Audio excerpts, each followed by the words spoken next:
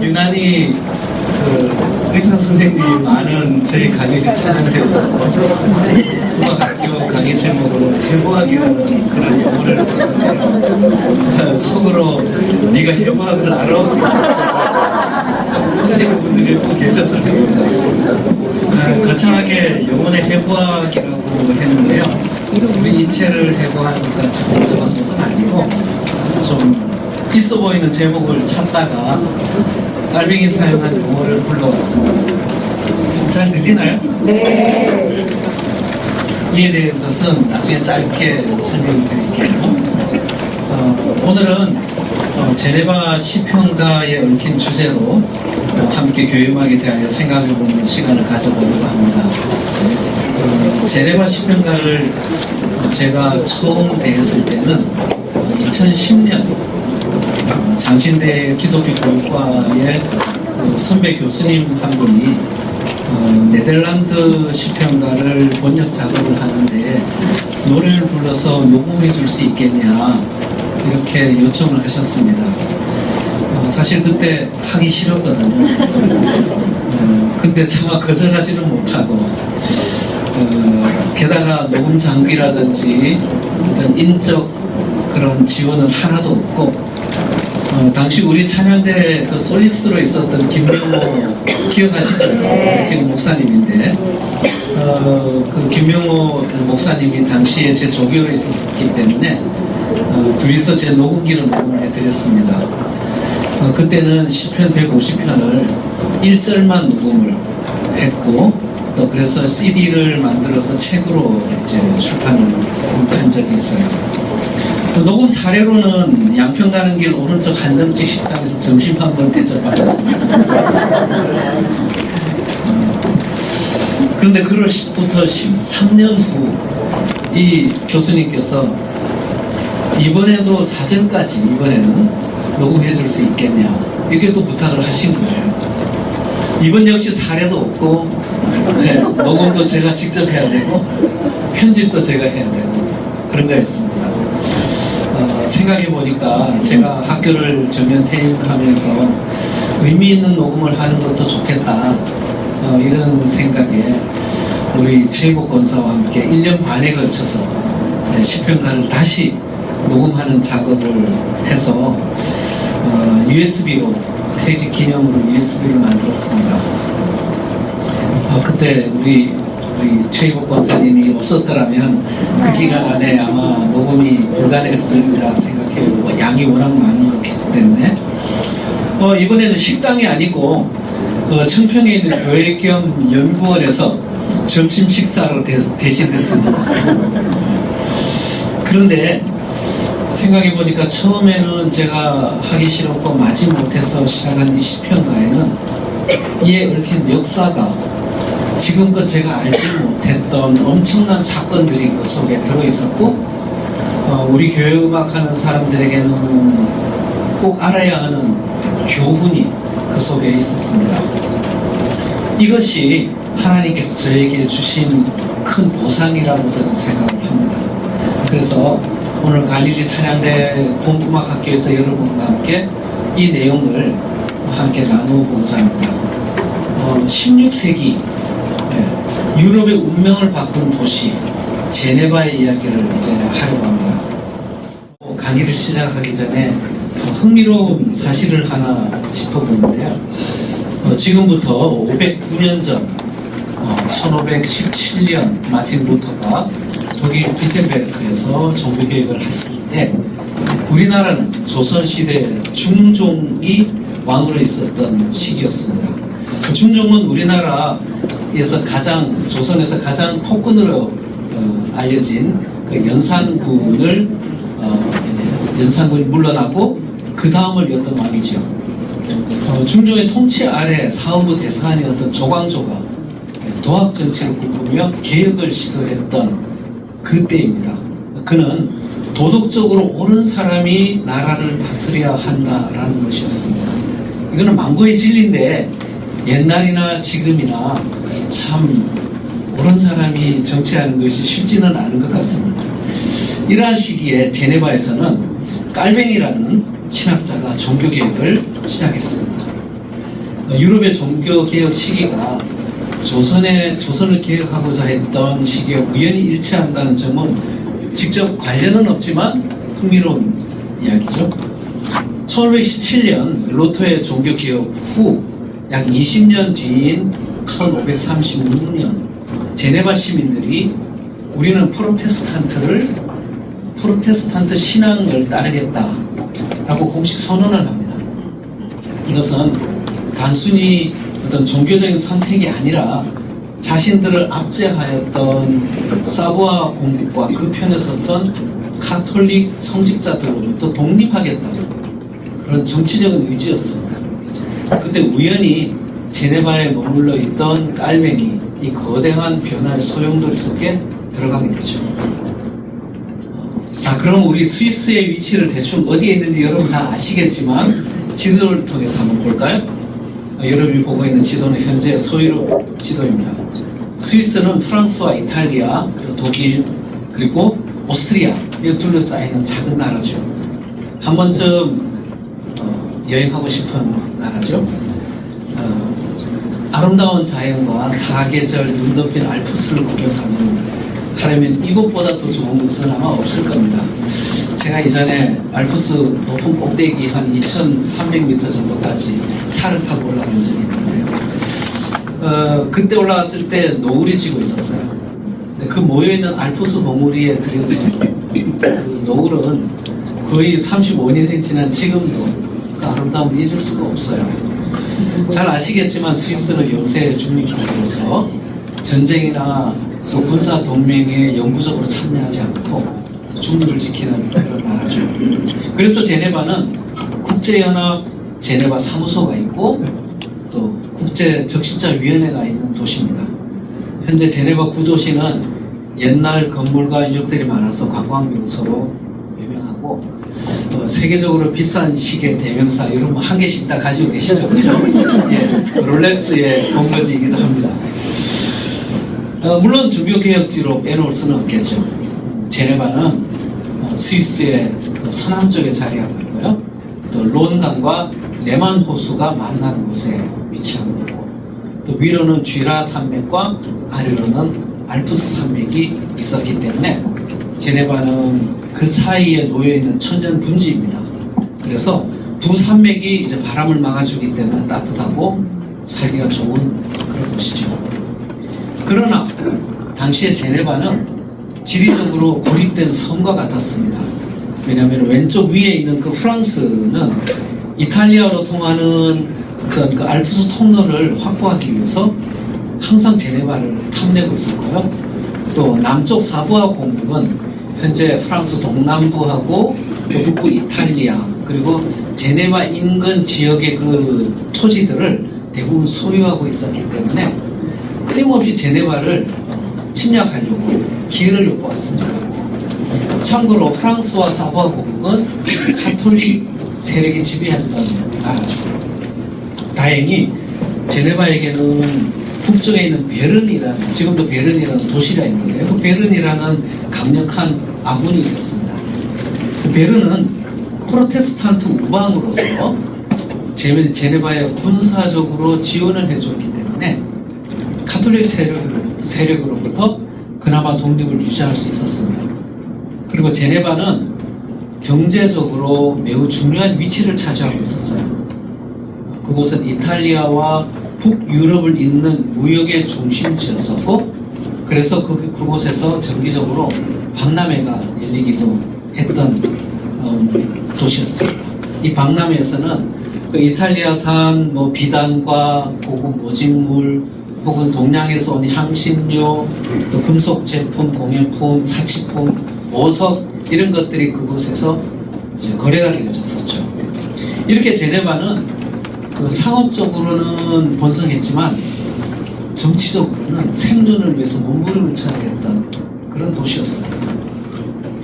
방금 언급했듯이 사부아 공국의 압제로부터 벗어나고자 했던 제네바 시민들은 프로테스탄트를 받아들이려고 1535년 카톨릭 미사를 중지를 했습니다. 그리고 이듬해 1536년 5월에는 아까 말씀드린 대로 우리는 프로테스탄트 신앙을 받아들이겠다라고 공식적으로 선언을 합니다. 지금은 종교의 선택은 개인의 자유죠.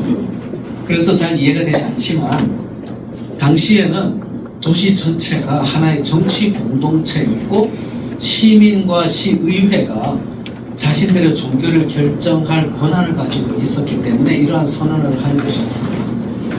당시 카톨릭 성직자들이 사부와 공국 편에 섰던 그 이유는 사부와 공국이 카톨릭 진영이었으므로 나라로부터 교회의 권력과 그리고 재산을 보호받으려 했고 또 한편으로는 종교개혁의 대응 차원으로 왕과 교회가 동맹을 유지하고자 했던 것입니다.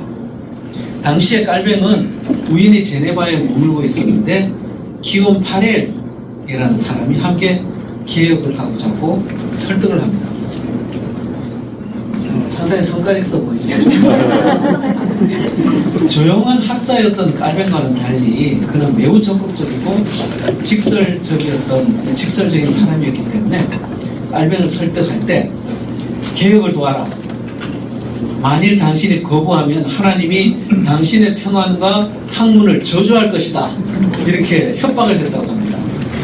이에 깔뱅은 제네바에서 그와 함께 강력한 개혁 정책을 추진하게 됩니다. 그러나 개혁은 항상 순탄하지 않죠. 교회와 시의회가 충돌을 하는 겁니다. 그 이유는 깔뱅이 모셔온 그 목사님들은 대부분 프랑스 출신이었습니다. 제네바 의회는 외국인이 우리 정치에 관여하지 마라 라고 강하게 반대를 했습니다. 그리고 깔뱅도 외국인이었었죠. 프랑스 출신이었기 때문에. 그리고 그가 강조했던 엄격한 도덕성에 대해서 반발을 했습니다. 그러나 그 이면에는 누가 서민의 삶을 통제하느냐의 싸움이었습니다. 특히 당시에 개인의 자유를 중시했던 리버틴 세력, 번역을 하면 자유주의자라고 할 수 있는데요. 개혁주의자들은 이들을 폄하해서 그 방종주의자라고 이렇게 격하게 이제 표현을 했는데 그들과 충돌을 하게 되죠. 이들은 어떤 정치적인 자유와 또 개인의 자유 이런 것들을 이제 중시했던 그 리버틴 이들은 이 깔뱅이 도입하려던 엄격한 도덕적인 그런 규율에 그리고 어떤 교회 그 중심의 그 생활 감독을 싫어했어요. 그러나 깔뱅은 신앙적으로 부적절한 사람은 성찬에 참여할 수 없다 이렇게 이제 했고 시의회는 시민 통합을 위해서는 너무 엄격해서는 안 됩니다 이렇게 주장하면서 서로 충돌을 하게 된 거죠. 결국 시의회와 그 충돌은 엉뚱한 성찬 횟수와 또 교회 운영 주도권을 둘러싼 싸움으로 해가지고 깔뱅은 개혁 착수 2년 만에 1538년 함께 개혁을 추진했던 기원 8일과 함께 제네바에서 추방을 당해서 스트라스부르로 가게 됩니다. 스트라스부르로 옮겨간 깔뱅은 그곳에서 3년 동안 프랑스 난민들을 돌보며 목회하면서 기독교 강요를 개정하고 더욱 성숙한 신학자로 거듭나게 됩니다. 오늘 목사님께서 설교하실 때 그 깔뱅의 기독교 강요의 성명편을 잠시 소개를 해주셨는데요. 참 우연히 또 그렇게 또 설명을 해주시더라고요. 단순히 학자였던 그가 난민 목사가 됨으로써 프랑스어로 설교하고 공동체를 돌보며 실천적인 목회 경험을 하게 됩니다. 그곳에서 그가 개정한 기독교 강요의 내용을 함축하면 하나님의 절대 주권과 인간의 구원은 전적으로 하나님의 은혜에 달려있다라는 내용입니다. 구원론에 관하여 우리는 마틴 루터가 주장한 말을 많이 들었죠. 그렇죠? 오직 하나님의 은혜를 믿음으로 받아들일 때 하나님은 의롭다고 선언하시고 구원하신다. 즉 믿음으로 구원을 받는다입니다. 깔뱅이 제네바를 떠난 뒤 그곳에는 다시 혼란에 빠지게 됩니다. 깔뱅이 떠난 후 초빙된 설교자들은 당연히 자신들을 초빙한 시의회의 눈치를 보게 되죠. 시민들 사이에서도 깔뱅을 지지하던 사람들과 그렇지 않던 사람들 사이에 갈등이 일어났습니다. 때로는 설교 중에 회중에 야유를 받던가 아니면 설교가 중단된 일도 있었다고 합니다. 그리고 엄격한 규율이 사라지자 음주와 모박이 증가하고 사회 규율이 흐트러지게 되었죠. 그래서 그들은 자연스럽게 깔뱅 시절의 질서가 필요하다 이렇게 느끼게 됐죠. 결국 1541년 깔뱅에게 다시 제네바로 돌아와 달라고 간곡히 부탁을 합니다. 깔뱅은 처음에는 그가 가장 가기 싫은 곳이 제네바라고 거절했는데 결국 그곳으로 다시 돌아오게 되죠. 이때부터 아까 리버틴파가 세력이 점점 약해지고 그리고 리버틴파가 결국 붕괴되죠. 이때부터 이래 되니까 깔뱅의 종교개혁은 본격적으로 추진되어서 제네바는 국제적인 프로테스탄트 도시가 됩니다. 제네바로 돌아온 깔뱅은 도시의 영적 도덕적 기강을 잡고 제네바를 그가 꿈꾸던 그 도시 자체를 하나님의 공동체를 만들기 위하여 콘시스토리라는 기구를 만듭니다. 콘시스토리의 어원은 라틴어로 콘시스토리움인데 그 뜻은 모이다 혹은 회의하는 자리라는 뜻으로서 프랑스어로는 콘시스토르와 드 제네브라는 이름입니다. 이곳은 목사와 시민 대표인 장로들이 함께 운영하는 도덕 재판소였었습니다. 이곳에서는 예배 불참이라든지 간음, 음주, 욕설, 도박, 심지어는 부부 갈등까지도 신앙의 이름으로 평가하고 지도했습니다. 당시에 일어났던 일 두 가지를 소개를 하면요. 젊은 남녀가 함께 춤추고 놀았습니다. 그랬는데 방탕한 생활이로 콘시스토리에 불려왔다고 합니다. 우리 젊은 솔리스트들 다 한 번씩 가야 돼요. 네. 그리고 태어난 아이에게 카톨릭 성인의 이름을 붙이려고. 요즘도 그 유럽에는 성인들 이름을 많이 쓰잖아요. 그죠? 그렇게 붙이려고 했는데 부모에게는 부적절하다. 성경적인 이름을 붙이라라고 압박을 했다고 합니다. 예, 그만하면 엄청난 그 힘을 발휘했던 것 같아요. 이 콘시스토리는 직접적인 형벌이나 벌금형을 줄 권한은 없었지만 성찬 참여 금지라는 징계를 통해서 시민들을 지도했습니다. 그래서 감옥이라든지 벌금이라든지 이런 물리적인 처벌을 해야 될 때는 먼저 콘시스토리의 영적 판단을 받아서 그것을 시의회로 넘깁니다. 그래서 시의회가 그것을 집행을 하죠. 이것이 현재 우리 장로교회 제도의 한 모델입니다. 우리 장로교회에서도 그 문제가 되는 성도에게는 징계를 하죠. 그래서 성찬을 일정 기간 못하게 한다든지 심한 경우에는 출교를 하기도 하죠. 당시에 깔뱅은 제네바 성벽 안에 7개의 교회가 있었습니다. 근데 그 숫자를 3개로 줄였어요. 그리고 카톨릭 신부들이 입고 있던 화려한 복장과 미신적인 제단, 그리고 교회 안에 두었던 성인들의 동상을 다 없애버렸습니다. 그래서 우리 전통, 기독교의 전통은 예배가 설교 중심이 되게 된 거죠. 한 가지 짚고 넘어가고 싶은 것은요, 우리 인간은 어쩔 수 없이 보이는 형상을 드러내고 싶은 마음이 있는 것 같습니다. 그래서 500년이 지난 지금 종교개혁의 정신, 즉 하나님만을 예배한다는 정신이 항상 때로는 흐려질 때가 있는 것 같아요. 3년 전에 오스트리아 개혁교회를 방문한 적이 있는데요. 그 교회 내부에 개혁교회 공헌자인 깔뱅과 츠빙글리 사진을 교회 안에 붙여놨더라고요.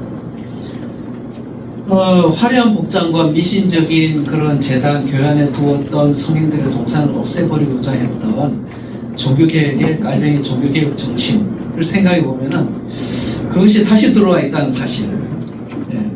그래서 훌륭한 우리들의 선배들을 기념하는 생각은 역사적인 사실로 기억에 머무르는 것이 필요하지 않겠나 이런 생각을 해본 적이 있습니다. 구약에는 여러 가지 기념비들이 있지요. 야곱의 그 베델은 돌 기둥이죠. 하나님의 집. 여호와니치는 하나님의 나의 깃발, 제단이고, 길갈의 12돌, 그런 이스라엘 민족이 요단강을 건너고 난 다음에 요단을 마르게 한 그것을 기념해서 후대들이 기억하라고 했던 돌들입니다. 이 모든 사건, 돌이라든지 제단이라든지 그것은 그 자체를 숭배하는 것이 아니라 그것을 보며 하나님께서 하신 일을 기억하라는 것이죠.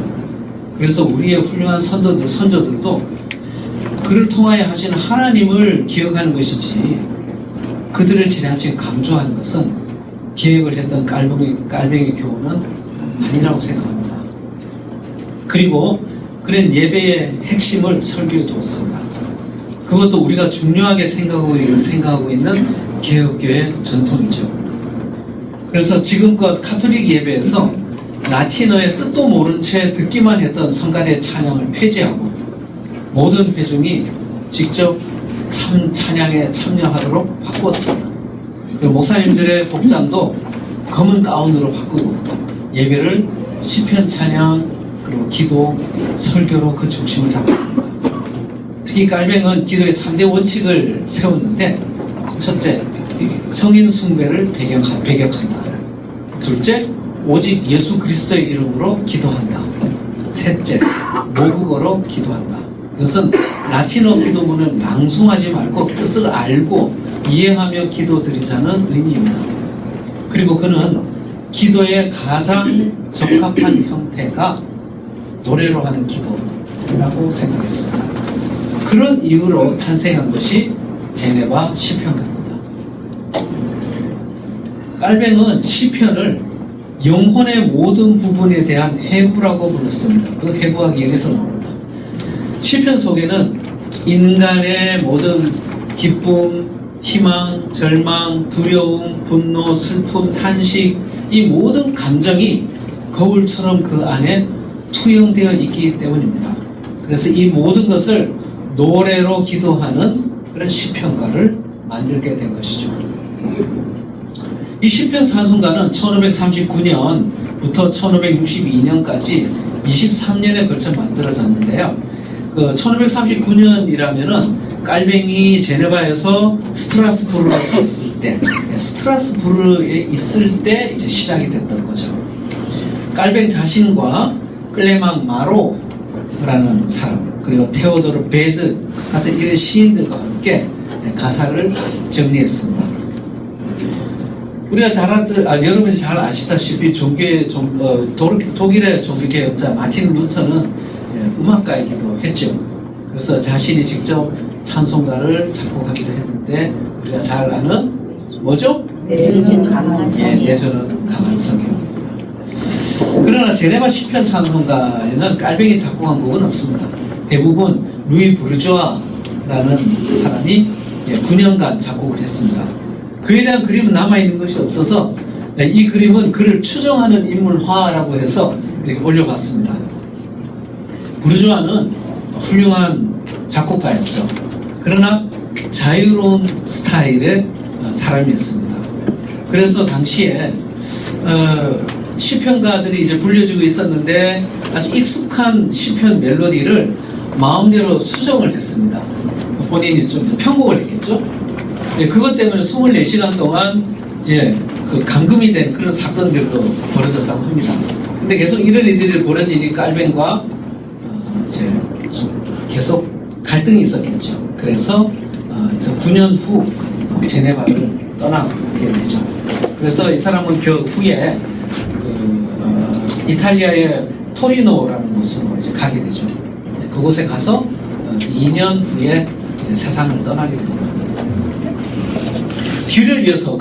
그의 뒤를 이어서 기욤 프랑과 마이에르 삐에르라는 사람이 1562년 결국 시편 찬송가를 완성하게 됩니다. 당시 시편 찬송가의 표지를 보여드릴게요. 이겁니다. 깔뱅은 성도들이 시편가를 부르면 그것을 통해서 자기 내면을 정직하게 돌아보게 된다고 주장했습니다. 그리고 이를 통하여서 올바른 기도법을 배우게 된다고 했습니다. 그래서 교회에서 라틴어 사용을 중지하고 모든 사람이 하나님의 말씀의 의미를 온전히 묵상하며 찬양하도록 하였습니다. 그리고 시편 찬송가는 음악적으로 매우 단순하게 작곡했어요. 그래서 철저히 악기 없이 무반주로 부르고 단일 성부로 불러서 가사의 의미에 집중하게 했습니다. 복잡한 화음이라든지 악기 소리가 그 가사, 즉 하나님의 말씀을 묵상하는데 방해가 된다고 생각했던 거죠. 이런 관점에서 우리가 잊지 말아야 할 것은 찬양대는 그 역량을 성도에게 자랑하는 것이 되어서는 안 된다는 사실입니다. 우리 찬양의 대상은 하나님이고 우리의 찬양은 하나님 앞에서 겸손히 그분의 성부를 높이는 것이 되어야 하는 거죠. 저도 유혹에 빠질 때가 있어요. 우리가 간혹 찬양이 참 잘 되었다고 생각하든지 누군가가 참 은혜스러웠습니다 라고 이야기를 할 때는 저도 모르게 우쭐해지는 그런 경우가 있죠. 우리에게 찬양의 달란트를 주신 분도 하나님, 좋은 음악을 할 수 있는 환경을 주신 도 하나님, 그리고 함께 호흡하며 또 함께 찬양할 수 있는 우리 동료 대원들을 주신 분도 하나님이시죠. 이 모든 것이 주께로부터 왔음을 생각하면서 모든 영광을 하나님께만 올려드리는 것이 바람직하다라고 생각을 합니다. 자, 그럼 시편 찬송가로 돌아가서 시편 찬송가는 전문표가 없습니다. 그래서 2분음표와 5음표로 작곡되어 리듬이 단순합니다.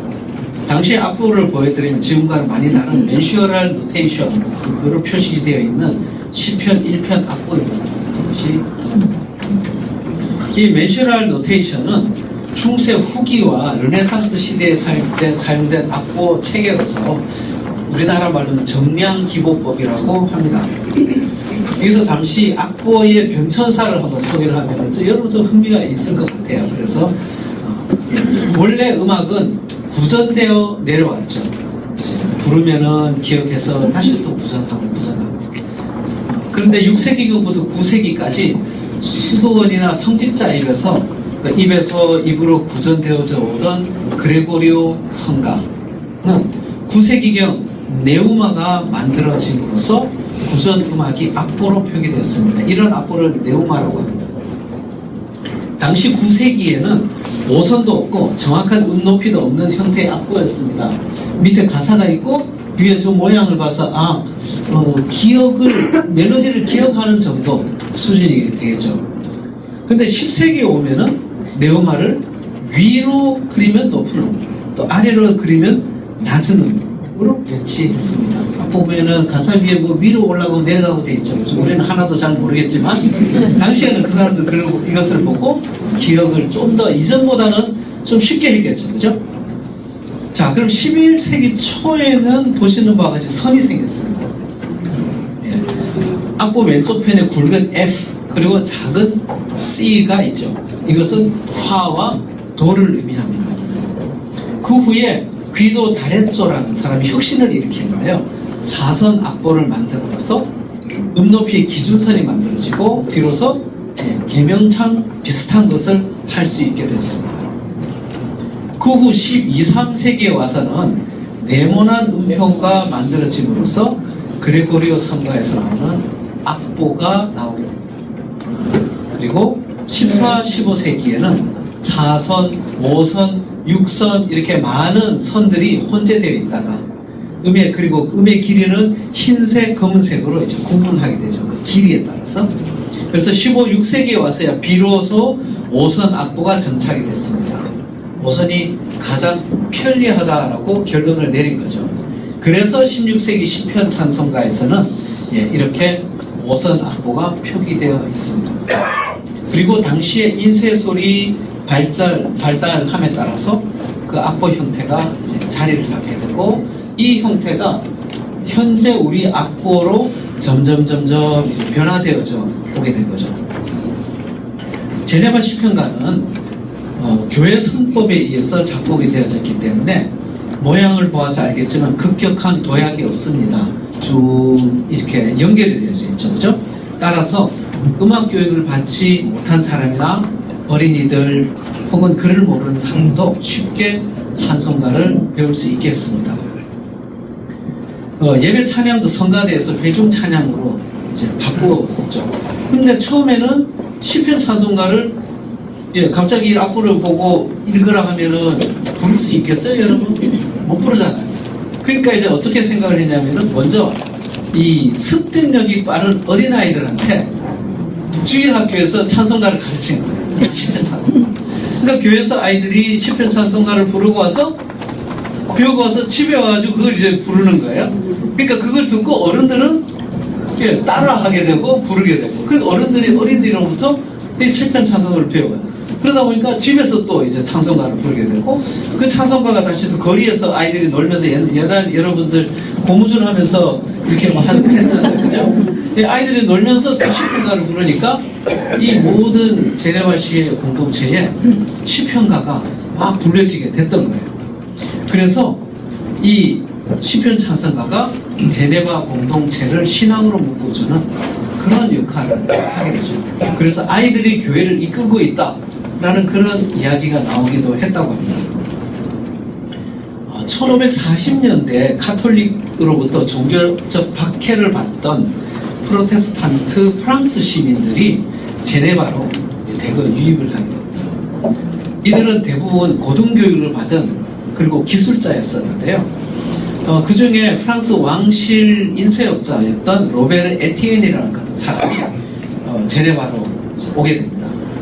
그렇게 되니까 제네바는 유럽 출판의 또 중심지가 되게 됐어요.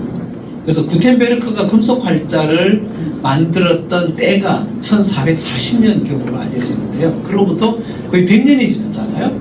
그러니까 그만큼 이제 인쇄술이 발달이 됐었겠죠. 그러니까 제네바 시편가를 계속 찍어내고, 그래서 시편가가 전 유럽으로 이제 퍼져나가게 되죠. 그래서 1562년에 이제 제네바 시편가가 완성이 됐는데 2년 만에 이것을 이제 인쇄를 계속 재판하다 보니까 62회나 재판이 됐다고 합니다. 그러니까 엄청난 이제 인기를 누리게 된 거죠. 정확하게 몇 부가 이제 뭐 인쇄됐는지는 기록은 없지만 당시 16세기에 책 한 판을 인쇄하는데 1000에서 1600부 정도가 된다고 그래요. 그러면은 62세가 2회나 재판이 됐고 2년간 했으면은 추정을 해보면 약 6만에서 9만 부 정도로 추정해 볼 수가 있어요. 당시 제네바 인구가 12,000에서 2만 명 정도라는 것을 감안해 볼 때는 엄청난 양이라고 볼 수 이야기합니다. 그래서 그리고 제네바 시편가는 당시 24개 언어로 번역되어서 유럽 전역으로 퍼지게 되죠. 그래서 이 시편 찬송가는 단순한 그 예배 음악을 넘어서 죽음과 고난을 이겨내는 영적 무기가 되기도 했습니다. 스코틀랜드에서는 개신교도들이 박해를 받던 시대, 신자들은 시편 찬송가를 암호로 사용하기도 했다고 합니다. 그래서 특정 시편을 부르면 이것은 우리 편이다, 이런 식으로 쓰기도 했다고 해요.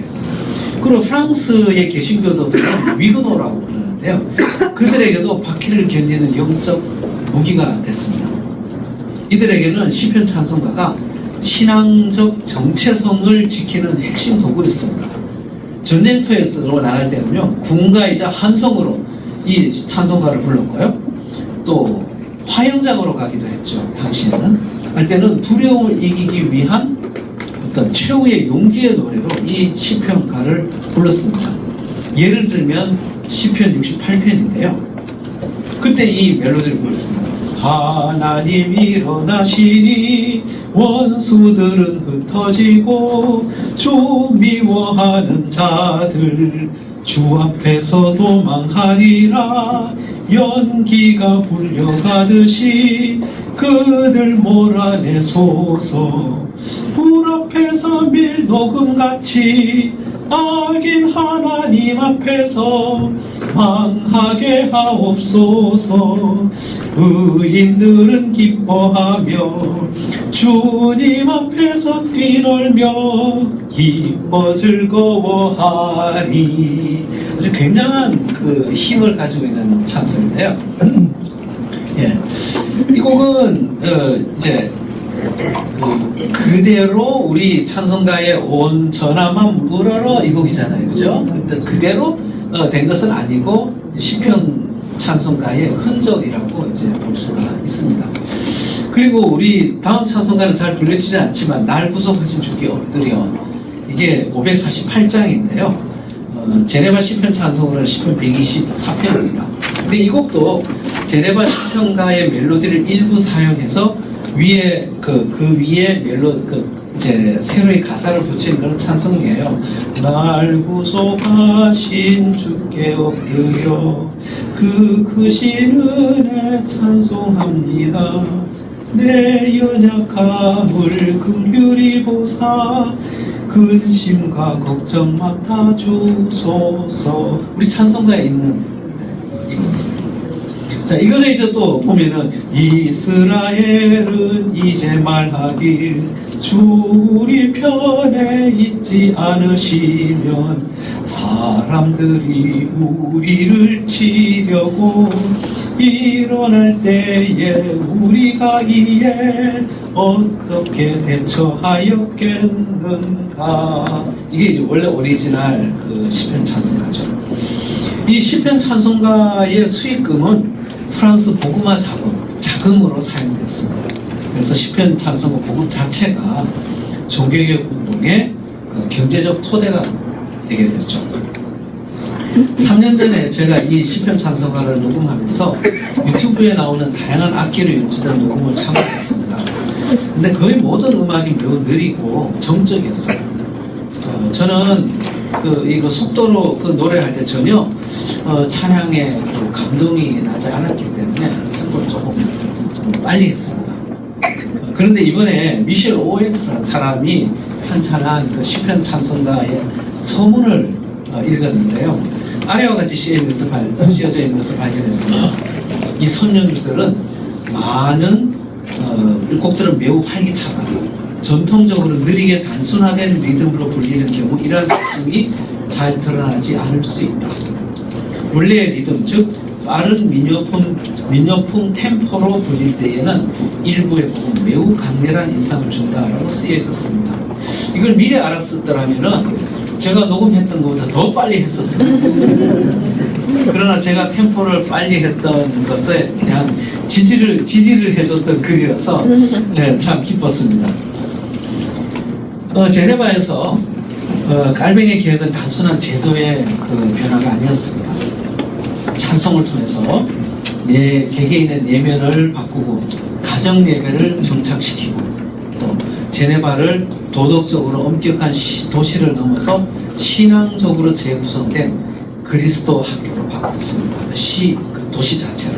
아까 잠시 언급했지만 그리에서는 아이들이 시편 찬송가가 울려 퍼졌고 또 어른들의 생활을 그거를 통해서 경건해졌고 수동적으로 구경하던 그 예배에서 열정적이고 능동적인 그런 신앙생활로 바뀌게 된 거죠.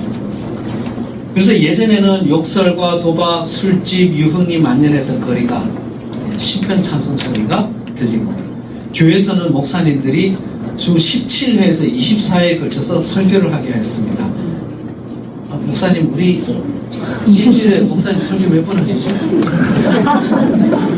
아마 이 정도까지는 아닐 겁니다. 목사님 아마 그때 목사님이셨으면 엄청나게 설교를 준비하셨을 것 같아요. 주 17회에서 23회는 23회가 엄청나죠. 또한 콘시스토리의 지도 아래서 가정과 교회가 경건한 공동체로 탈바꿈하게 됐습니다.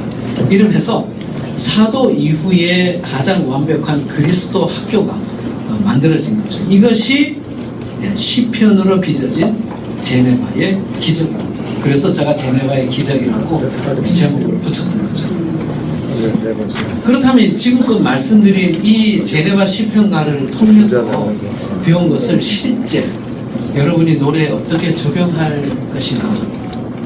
우리가 부르는 노래가 듣는 이의 영혼을 울리는 것이 되어야 하지 않겠습니까? 우리의 노래는 단지 목소리를 통한 정보의 전달이 아니라 그 의미가 부르는 이의 마음과 듣는 이의 마음이 하나가 되는 것이 목표가 되어져야 합니다. 깔뱅이 주장하는 그 찬양의 목표는 단순히 목소리를 읊조리는 것이 아니라 마음의 전달이었습니다.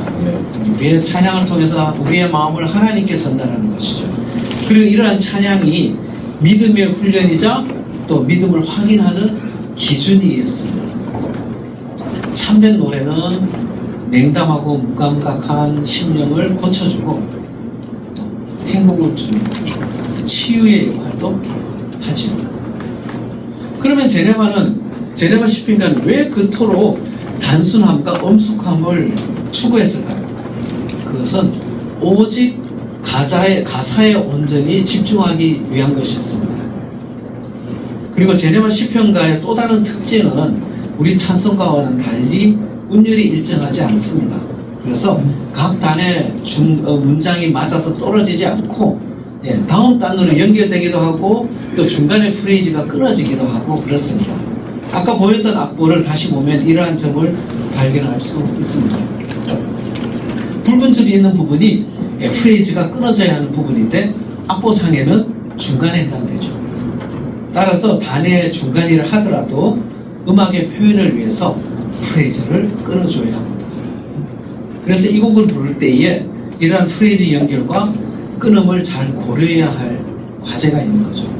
이 점은 제네바 시편가뿐만 아니라 다른 음악에서도 이 정도의 극단적인 예는 없겠지만 꼭 고려해야 하는 것입니다. 그래서 제네바 시편가를 부름에 있어서 세 가지 핵심 해석 관례를 만들어 보았습니다. 그것은 우리들이 노래를 어떻게 표현할 것인가에 대한 고민을 할 때 이 관례를 적용하면 그 해답을 찾을 수 있을 것이다 라고 생각합니다. 첫째, 단어의 표현을 극대화하는 단어 분석법.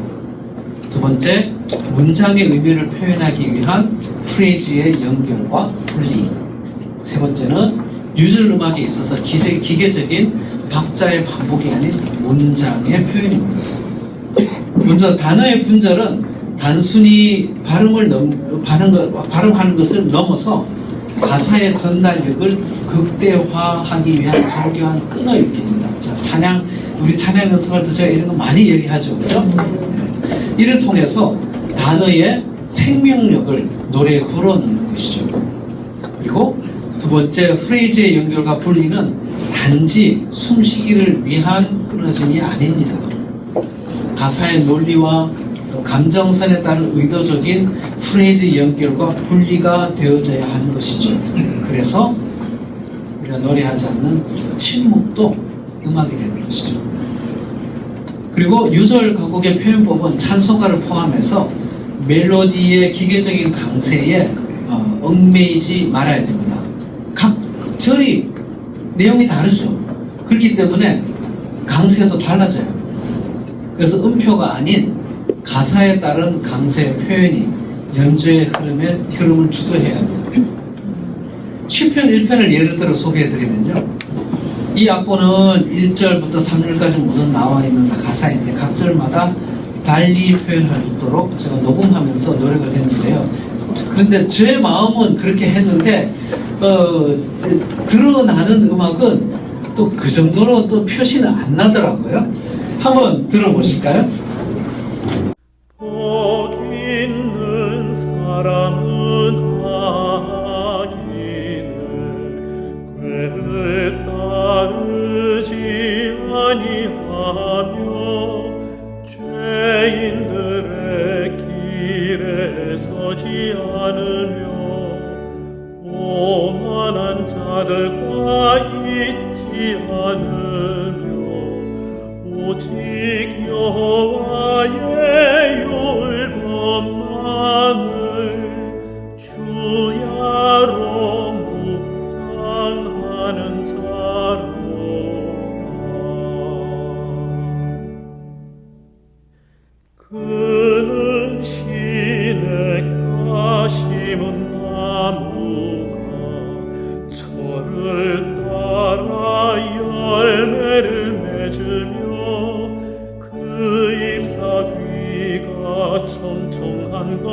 같이 그가 하는 모든 일이 다 형통하리로다.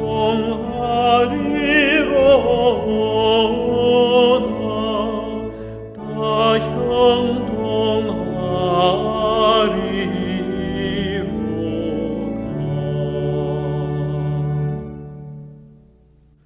복 있는 자와 달리 악인은 바람에 나는 겨와 같도다.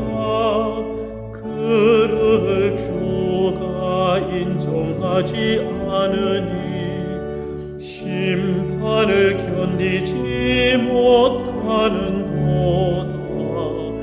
그러므로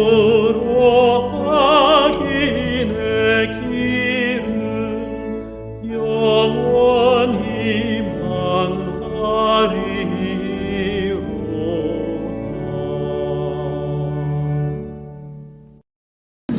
예. 제가 이 곡을 녹음하면서 제가 테너잖아요.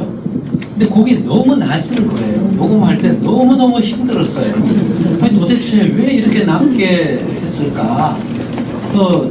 근데 나중에 생각해보니까 그 당시에 이 작곡하신 분들이 테너를 위해서 작곡한 것이 아니고 일반 회중과 어린이들을 위해서 어린이들에게 복 있는 삶 애들이 어떻게 불러요?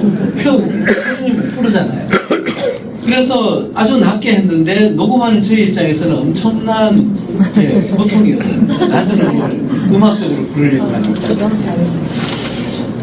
특별히 이 시편가를 공부하면서 더욱 노력해야 했던 것은 다시 반복되지만 모든 곡이 유절로 되어 있기 때문에 유절을 해석함에 있어서 멜로디의 기계적인 강세에 얽매이지 말아야 한다. 그리고 각 절마다 가사가 바뀔 때 강세도 자연히 바뀌어야 한다. 그리고 음표가 아닌 가사에 따르는 강세 표현이 음악의 흐름을 주도해야 한다. 그런 것이었습니다. 슬라이드가 보여주는 모양의 악보된 노래를 부른다면 음악이 되지 못할 거예요. 복 있는 사람은 악. 안 돼. 자, 우리가 노래를 할 때 어떤 것에 집중을 해야 할까요? 단순히 입술로 목청껏 소리를 내는 것이 아니라 여러분의 음악성, 또 예술성, 그리고 신앙을 표현하는 심오한 그런 해석이 있어야 합니다. 청중의 귀를 울리는 것이 아니라 청중의 마음을 울리는 노래가 되어야 합니다. 때로는 청중을 흥분시키는 그런 음악이 있기도 하죠. 그러나 음악의 본질은 흥분이 아니라 마음의 울림입니다.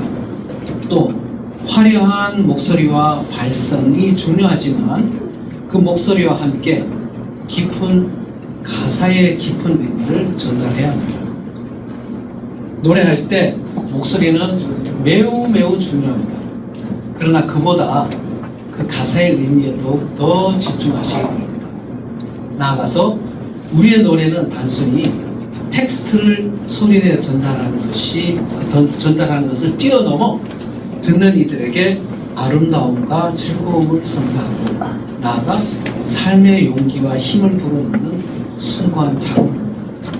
우리 갈릴리 찬양대원들은 멜로디가 있는 기도로 하나님의 마음을 시원케 하는 그 고귀한 사명을 감당하는 소중한 존재들입니다.